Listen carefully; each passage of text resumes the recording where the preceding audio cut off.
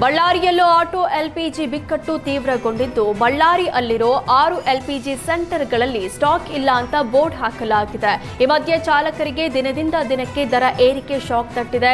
ಈ ಬಗ್ಗೆ ಚಾಲಕರು ಪ್ರತಿಕ್ರಿಯಿಸಿದ್ದು, ನಿನ್ನೆವರೆಗೂ 93 ರೂಪಾಯಿ ಲೀಟರ್ ಇದ್ದ ಎಲ್ಪಿಜಿ ಇವತ್ತು 105 ರೂಪಾಯಿ ಆಗಿದೆ. ಅಲ್ಲದೆ ದರ ಏರಿಕೆ ಮಧ್ಯೆ ಎಲ್ಪಿಜಿಗಾಗಿ ಗಂಟೆಗಟ್ಟಲೆ ಕ್ಯೂ ನಿಲ್ಲೋ ಅನಿವಾರ್ಯತೆ ಎದುರಾಗಿದೆ. ಹೀಗಾದ್ರೆ ಜೀವನ ಮಾಡೋದಾದ್ರೂ ಹೇಗೆ ಅಂತ ಆಟೋ ಚಾಲಕರು ಪ್ರಶ್ನಿಸಿದ್ದಾರೆ. ಮಧ್ಯಪ್ರಾಚ್ಯದ ಯುದ್ಧ ದಾಹಕ್ಕೆ ವಾಣಿಜ್ಯ ಸಿಲಿಂಡರ್ ಸಿಗದೆ ಹೋಟೆಲ್ಗಳಿಗೆ ಲಕ್ಷ ನಷ್ಟ ಆಗಿದೆ. ಕೊಡಗಿನಲ್ಲಿ ತಿಂಗಳಲ್ಲೇ ಲಕ್ಷಾಂತರ ರೂಪಾಯಿ ಆದಾಯ ಕಳೆದುಕೊಂಡ ಮಾಲೀಕರು ಕಂಗಾಲಾಗಿದ್ದಾರೆ. ಸರ್ಕಾರಿ ಸ್ವಾಮ್ಯದ ಕಂಪನಿಗಳ ಸಿಲಿಂಡರ್ ಸಿಗದೆ ಮಾಲೀಕರು ಖಾಸಗಿ ಕಂಪನಿಗಳ ಸಿಲಿಂಡರ್ ಖರೀದಿಸ್ತಾ ಇದ್ದಾರೆ. ಇದನ್ನೇ ಬಂಡವಾಳ ಮಾಡಿಕೊಂಡ ಕೆಲವು ಖಾಸಗಿ ಕಂಪನಿಗಳು ಸಿಲಿಂಡರ್ ಬೆಲೆಯನ್ನ 3 ಪಟ್ಟು ದುಪ್ಪಟ್ಟು ಮಾಡಿಕೊಂಡಿದೆ. ಸರ್ಕಾರಿ ಕಂಪನಿಗಳ ವಾಣಿಜ್ಯ ಬಳಕೆ ಸಿಲಿಂಡರ್ ದರ 2250 ರೂಪಾಯಿ ಆಗಿದ್ದು, ಖಾಸಗಿ ಕಂಪನಿಗಳ ಸಿಲಿಂಡರ್ ಬೆಲೆ 6100 ರಿಂದ 6200 ರೂಪಾಯಿ ಆಗಿದೆ. ಇದೀಗ ಸೌದೆ ಒಲೆಯಿಂದಲೇ ಅಡುಗೆ ತಯಾರಿಸಿ ಹೋಟೆಲ್ ನಡೆಸ್ತಾ ಇರುವ ಮಾಲೀಕರು ಮೆನುವಿನಲ್ಲಿ ಕೆಲವು ತಿಂಡಿಗಳಿಗೆ ಕತ್ತರಿ ಹಾಕಿದ್ದಾರೆ. ಸಿಲಿಕಾನ್ ಸಿಟಿಯಲ್ಲಿ ಗ್ಯಾಸ್ ಎಮರ್ಜೆನ್ಸಿ ಮುಂದುವರೆದಿದ್ದು, ನಿತ್ಯದ ದುಡಿಮೆ ನಂಬಿದ್ದ ಆಟೋ ಚಾಲಕರ ಬದುಕು ಹಳಿ ತಪ್ಪಿದೆ. ಸರ್ಕಾರದ ವಿರುದ್ಧ ಆಟೋ ಚಾಲಕರ ಸಂಘ ಆಕ್ರೋಶ ವ್ಯಕ್ತಪಡಿಸಿದ್ದು, ಆಟೋ ಚಾಲಕರ ಸಮಸ್ಯೆ ಬಗೆಹರಿಸುವಂತೆ ಮನವಿ ಮಾಡಿದ್ದಾರೆ. ಆಟೋ ಚಾಲಕರಿಗೆ ತಲಾ 20,000 ಪರಿಹಾರ ನೀಡುವಂತೆ ಆದರ್ಶ ಆಟೋ ಚಾಲಕರ ಸಂಘದ ಅಧ್ಯಕ್ಷ ಮಂಜುನಾಥ್ ಒತ್ತಾಯಿಸಿದ್ದಾರೆ. ಜೊತೆಗೆ ಫೈನಾನ್ಸ್, ಸ್ಕೂಲ್ ಫೀಸ್ ಕಟ್ಟಲು ಕಾಲಾವಕಾಶ ನೀಡುವಂತೆ ಮನವಿ ಮಾಡಿದ್ದಾರೆ. ಮಧ್ಯಪ್ರಾಚ್ಯ ಯುದ್ಧ ಜನಸಾಮಾನ್ಯರ ಬದುಕಿಗೆ ಬರೆ ಎಳೆದಿದ್ದು, ಇತ್ತ ಗ್ಯಾಸ್ ಅಭಾವದಿಂದ ಬಂಕ್ಗಳು ಬಂದಾಗಿ ನೌಕರರು ಊರಿನ ದಾರಿ ಹಿಡಿದಿದ್ದಾರೆ.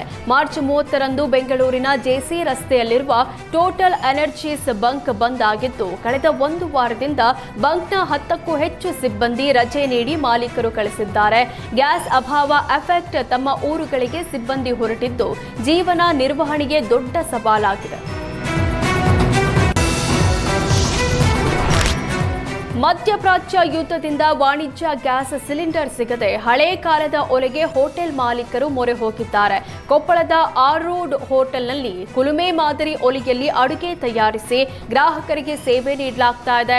ಸಿಲಿಂಡರ್ ಅಭಾವದ ಮಧ್ಯೆ ವಿದೇಶಿ ಗ್ಯಾಸ್ ಬೇಡ, ಸ್ವದೇಶಿ ಒಲೆ ಬಳಸೋಣ ಅಂತ ಮಾಲೀಕರು ಕರೆ ಕೊಟ್ಟಿದ್ದಾರೆ.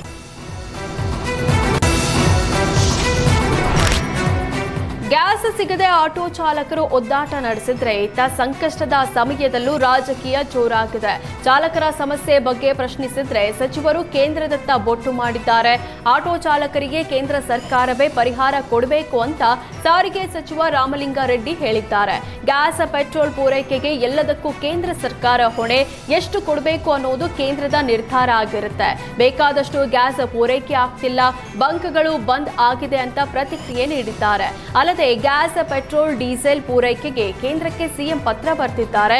ಆಹಾರ ಸಚಿವರು ಕೂಡ ಕೇಂದ್ರದ ಜೊತೆ ಸಂಪರ್ಕದಲ್ಲಿದ್ದಾರೆ ಅಂತ ಹೇಳಿದರು.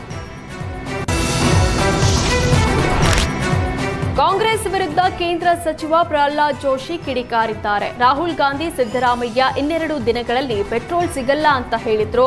ಪೆಟ್ರೋಲ್ ನಿಮಗೆ ಸಿಕ್ಕಿಲ್ಲ ಅಂದ್ರೆ ನಮಗೆ ಹೇಳಿ, 70% ಸ್ಟಾಕ್ ನಮ್ಮಲ್ಲಿ ಇದೆ, ನಿರಂತರವಾಗಿ ಸಪ್ಲೈ ಆಗುತ್ತೆ ಅಂದ್ರು. ಎಲ್ಪಿಜಿ ಪ್ರಾಬ್ಲಮ್ ಇದೆ, ಆದರೆ ಗೃಹ ಬಳಕೆಗೆ ಯಾವುದೇ ಸಮಸ್ಯೆ ಇಲ್ಲ ಅಂತ ಭರವಸೆ ಕೊಟ್ರು.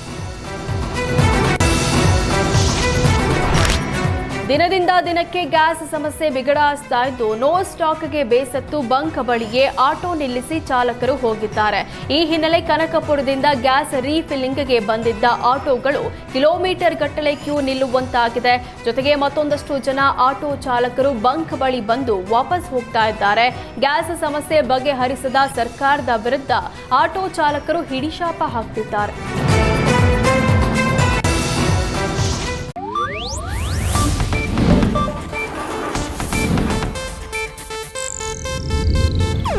ಇದು ಏಷ್ಯಾನೆಟ್ ನ್ಯೂಸ್ ನೆಟ್ವರ್ಕ್ ಪ್ರಸ್ತುತಿ.